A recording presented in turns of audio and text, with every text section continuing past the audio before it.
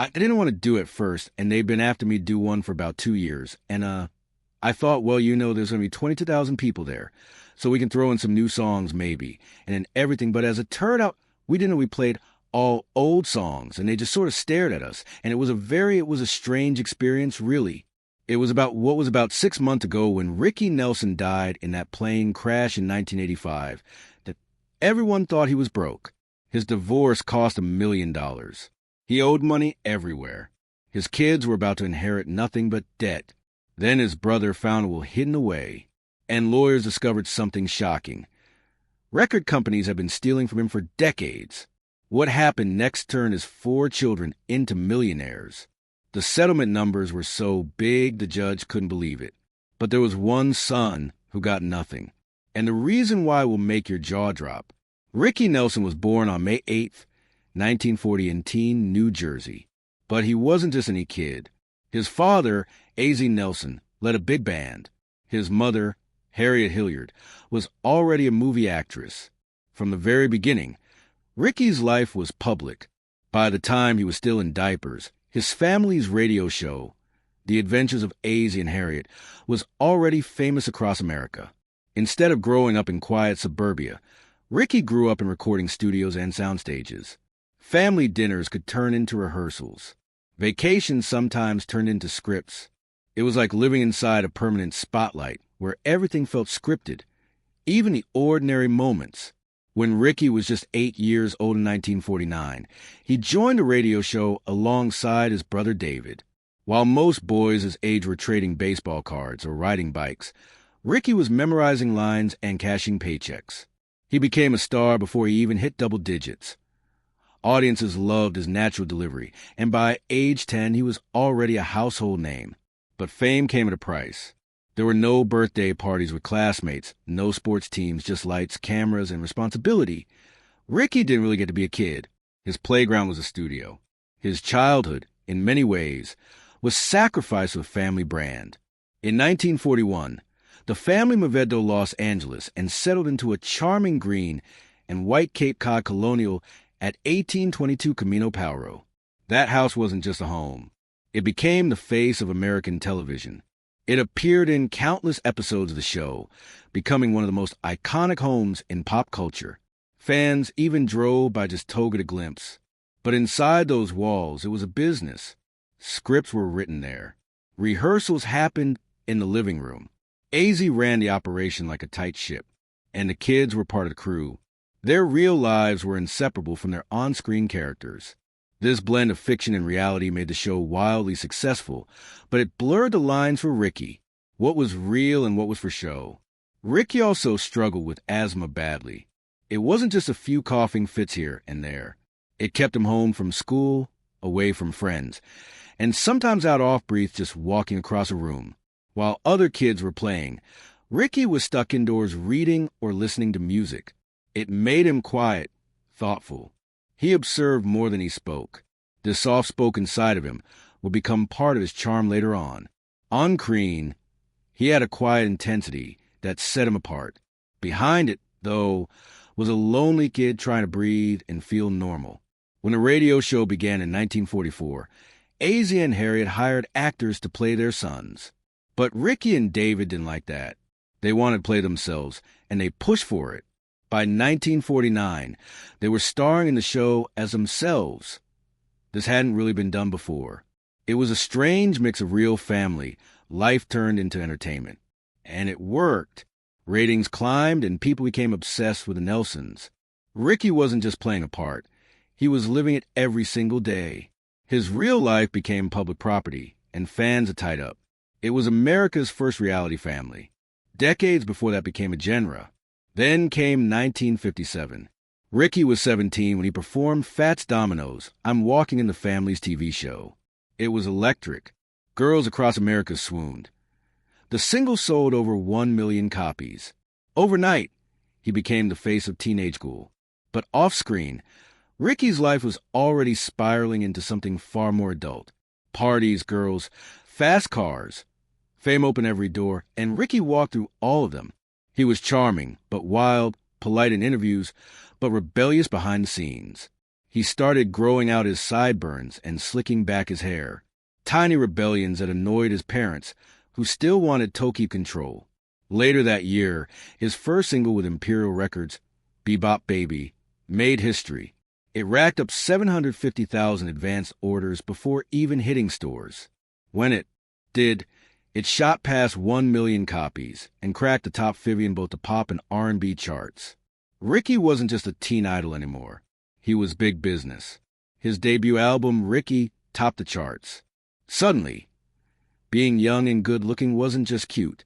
It was cash. Record labels saw dollar signs in every teenager with a guitar. And Ricky proved it worked. But Ricky was also getting involved in intense relationships, some that would have shocked his fans if they knew. One of them was with Marianne Gaba, who played his girlfriend on TV. Off-screen, things were steamy. Ricky later admitted they would neck for hours, which in the 1950s was a scandal waiting to happen. He even gave her a gold ring inscribed to Marianne Love Rick. She thought it meant they were serious. He didn't. Ricky was already moving on to other girls, including singer Lori Collins, with whom he started writing music. To the public, he was squeaky clean. But the real Ricky was a teenager in the fast lane, and few knew the truth. All off this made his parents very nervous. AZ and Harriet weren't just parents. They were producers, managers, and gatekeepers. They hated how many girlfriends Ricky had. They thought love would ruin his focus. AZ especially was strict. Even though Ricky was making $500 a week by his mid-teens, his father held Untold money. Ricky only got a small allowance. His dad didn't want him getting spoiled. That control extended to his personal life, too. Rumors of engagements were crushed. Serious relationships were discouraged. Buttricky, already used to fame and pressure, began to rebel. Secret girlfriends, late-night parties. He was still the face of America's favorite tea family, but behind the scenes, he was slipping further away from their control. Ricky Nelson was only 17 when his debut album hit #1. The album, simply titled Ricky, came out in October 1957. Within weeks, it took over the charts and stayed at the top of the Billboard LP chart for 2 weeks. That made him the youngest artist ever do so at the time. But this wasn't just a case of a teenager singing catchy tunes.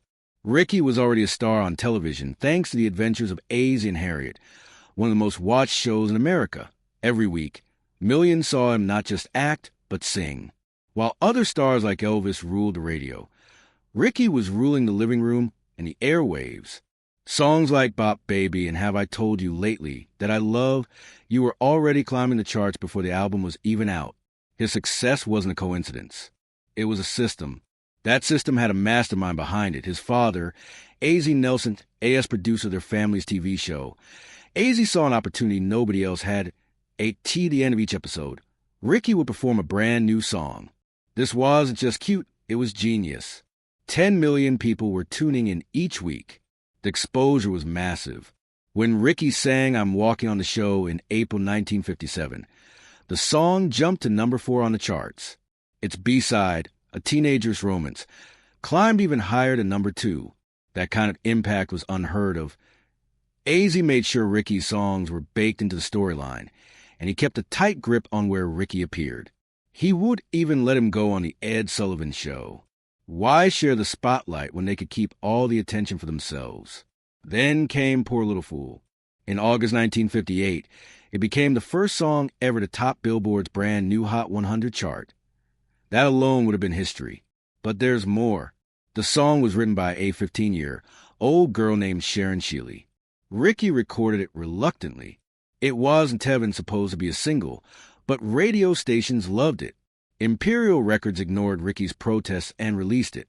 It shot to #1, stayed there for 2 weeks, and crossed into country and R&B charts. 2.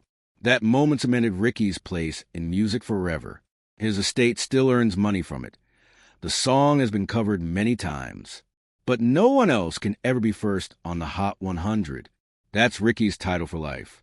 Between 1957 and 1962, Ricky placed 20 songs in the top 40. Only Elvis had more in that time. His very first single with Imperial Records, Bebop Baby, sold over 1 million copies. Before it was even out, It had $750,000 pre-orders. His contract was just as wild. $50,000 guaranteed over 5 years, plus full control over his songs and album artwork. That was unheard of for a teenager. The money from those hits didn't stop flowing, either. TV kept pushing his records. By 1960, the Ricky Nelson International Fan Club had 9,000 chapters worldwide. Ricky wasn't just rich, he was everywhere. In 1959, he proved he could act, too. He starred in Rio Bravo with John Wayne and Dean Martin. His role as Colorado Ryan earned him a Golden Globe nomination for Most Promising Newcomer. But while his acting was praised, something else was on display.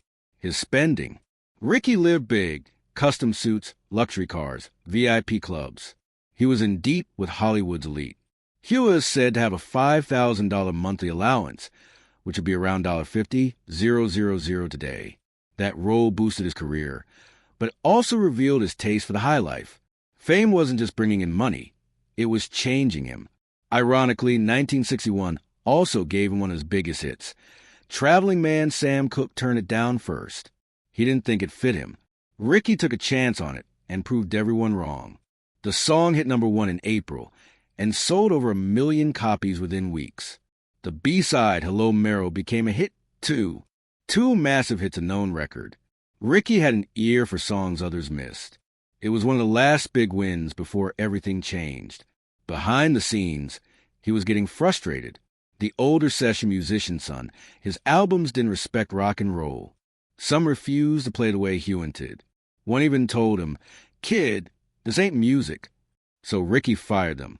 He built his own band, young musicians who believed in the sound he was chasing. It cost him a lot. Salaries, gear, travel, but it gave him control. One of those new band members was James Burton, who'd go on to become a legend in his own right. This wasn't just about sound. It was about respect. Ricky was done being treated like a puppet, but no amount of control could stop what came next. In 1964, the Beatles hit America like Adidal Wave. Their appearance on the Ed Sullivan Show in February changed everything. By April, they held all top 5 spots on the Billboard chart. Elvis struggled. So did everyone else. Ricky was no exception. His Song for You that year barely made it into the top 40. The magic was slipping. The British invasion didn't just bring new music. It reset the rules. Rick Nelson was already a music star when he met 16-year-old Chris Harmon on Christmas Day 1961. He was 21. She was the daughter of football legend Tom Harmon and actress Elise Knox, and the sister of future TV star Mark Harmon. On paper, they looked like a Hollywood dream couple, famous, attractive, and raised in the spotlight. But that dream turned into a long, painful nightmare.